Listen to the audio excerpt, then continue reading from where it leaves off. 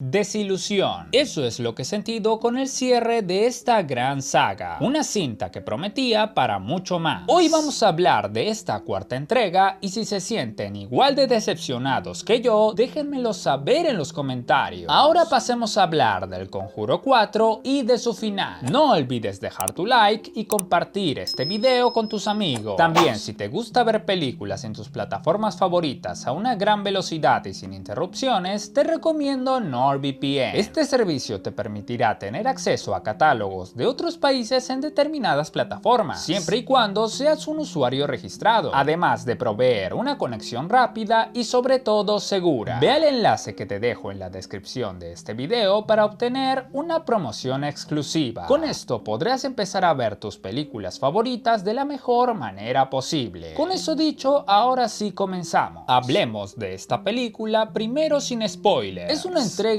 que no considero que esté a la altura por lo menos de las dos primeras películas, que son las mejores de toda la saga. Empecemos por lo que no me gustó del filme. El primer acto se alarga muchísimo, lo cual no es que esté mal del todo, pero hace que el segundo y tercer acto queden muy cortos. No hay tiempo para desarrollar bien a los personajes, las resoluciones se sienten muy abruptas y hay muchas conveniencias para la trama. En esta nueva entrega, Judy Warren toma bastante protagonismo, lo cual cambia en algo la dinámica a la que estábamos acostumbrados en anteriores entregas. Pero si bien se hace foco en su personaje, la explicación de por qué ella es relevante en esta historia queda muy superficial. Parece que literalmente los Warren tuvieron una hija solo para que sea el centro principal de esta película. Eso es un problema de guión importante, porque como dije, el tercer acto se siente algo vacío. Por otro lado, algo entre comillas bueno de este filme es que no necesitas ver toda la saga para entenderlo. Es autosuficiente en ese sentido. Eso es valioso ya que no todos han podido ver las otras 8 cintas de la saga y se puede entender la gran mayoría sin problema. Esto sobre todo gracias al añadido del personaje de Tony Sparrow, el novio de Judy, quien es nuevo en este universo y nos podemos enterar a través de él de todos los secretos de los Warren. Pasando al aspecto técnico, lo más destacado del filme es la fotografía. Este apartado ayuda mucho a crear la atmósfera terrorífica que te sorprende por momentos. Sin dudas, es de lo mejor de la cinta. Lo que más quedó a deber fueron algunos efectos visuales, que no tuvieron tan buen acabado. Esto por momentos te sacaba de la atención de lo que estaba pasando, algo que no puede suceder en ninguna película, menos en este género, porque este se destaca justamente por esos momentos. Y bueno, para cerrar esta parte sin spoiler, siento que no estuvo bien dirigida esta cinta, porque no entendí bien qué era lo que querían contar. Por un lado tienes el cierre de la saga, por otro la historia de la vuelta de los Warren a la acción, por otro el misterio que envuelve el caso de los Smurfs, por otro la relevancia que toma Judy en este filme, y hay tantos flancos abiertos que no hay un camino claro y se trata de abarcar todo y al final la cinta termina sin decirte nada especial. Ahora sí, vamos con los spoilers. Repasemos los hechos del filme. El primer acto es una competencia por ver quién es más estúpido. Si los Warren, por ir con Lorraine embarazada a ver un caso sobrenatural, obviamente exponiéndose a que algo le pase a su bebé, o los abuelos de los Smurfs que deciden regalarle un espejo roto y maldito a su nieta por su confirmación. Tremendo regalo, seguramente lo que toda adolescente quiere. Este primer acto, como ya mencioné, se alarga demasiado, lo cual a priori no es que esté mal, pero si luego eso te condiciona el segundo y el tercer acto, ahí sí está mal. Si el filme se alargaba un poco más, con una estructura más ordenada y con las tramas bien desarrolladas, eso le hubiera sumado mucho narrativamente. El detonante, lo que hace que la historia avance y que marca el paso del primer al segundo acto, recién se da a la hora de película. La mayoría de filmes a esa altura ya está en la mitad del segundo acto. ¿Y cuál es el detonante? La desvivisión del pobre padre Gordon. Como nadie se movía ni hacía nada para avanzar la trama, se tuvieron que deshacer del único personaje que quería ayudar a los Smurfs. Eso le da la pista a Judy para ir donde la familia y después de un speech motivacional y para nada manipulador, convencer a sus padres y prometido a que resuelvan el caso. Luego, otra cosa que me saca es la parte donde Judy escucha la voz de su madre en el ático, va y se da con la sorpresa de que no era ella, sino la entidad que quería hacerle daño. Primera vez que le pasa eso. Luego baja y escucha escucha la voz de una de las hijas de los Smurfs y se acerca a verla. Y oh sorpresa, también era la entidad tomando la forma de Annabelle para atormentarla. Judy de verdad que le cuesta mucho con el tema del sentido común en este punto de la trama. Una acotación es que me gustó la inclusión de Annabelle, porque es como un guiño a los fans de la saga. Al final, Judy termina siendo poseída y se enfrenta a su padre, a su madre, a su prometido y al espejo. Judy pierde la vida, la recupera y con el poder del amor vence a la entidad. Todo en menos de 5 minutos. Un filme que tuvo una muy mala resolución y lo peor es que es muy genérica. Y si hubiera sido una cinta de transición o algo así, lo hubiésemos dejado pasar. Pero es el cierre de la saga y es por eso que debería tener un mejor final. En la última escena se muestra la boda de Tony y Judy. Se hace un lindo homenaje a la saga mostrando a personajes que habían aparecido a lo largo del resto de películas e incluso hay un genial cameo de James Wan, quien debió dirigir esta cinta. Y así termina la película, todos felices, vivos y contentos, excepto claro por el padre gordo. Y en los créditos podemos ver una recopilación de los casos reales de los Warren como tributo y cierre a esta icónica saga de películas. También el final de esta cinta nos muestra a Tony siendo finalmente parte de la familia Warren. Algo importante, ya que en la vida real Tony apoyó mucho a Judy a continuar informando acerca de la labor de los Warren a lo largo de todos esos años, así adaptando muy bien los sucesos de la vida real. Y otra cosa que también adaptó muy bien fue el tema de las 3 entidades que se nos muestran en la casa. Como mencioné en el video de curiosidades, habían 3 espíritus, una mujer, un hombre y una abuelita, quienes eran controlados por la entidad maligna. Si bien se tomaron ciertas libertades para intentar hacer más interesante la trama, sí valoro el esfuerzo de conservar detalles importantes de los sucesos de la vida real. El Conjuro 4 es decepcionante. Si bien las actuaciones de Vera Farmiga, Patrick Wilson y sobre todo de Mia Tomlinson son muy buenas, el guión cae por su propio peso. Muchas conveniencias, saturación de tramas que no se desarrollan muy bien y conflictos que se resuelven muy fácil. No hay un peligro real latente que te haga pensar que va a haber un desenlace fatal para los personajes. La dirección de Michael Chávez no termina de convencer. El apartado más destacado es el de la fotografía. Ellie Bourne hace un gran trabajo, salvando apenas algunas partes de la cinta. Los efectos visuales también quedaron a deber, al igual que la banda sonora. Una cinta que pudo ser mucho más, pero que terminó siendo conformista. Yo al Conjuro 4 le doy un 5 de 10. ¿Y tú cuánto le pones? Y bueno, este fue el final explicado y mi análisis del Conjuro 4. Ahora quiero que me comentes, ¿qué te pareció la película? ¿Fue un buen final para esta saga? Déjame saberlo todo en los comentarios. Aquí te dejo un video que seguro no te defraudará. No olvides dejar tu like y suscribirte para que me apoyes a seguir haciendo este tipo de contenido. Compártelo con tus amigos para que comenten qué tal les pareció el Conjuro 4 Últimos Ritos. Espero que les haya gustado. No olviden suscribirse y hasta la próxima.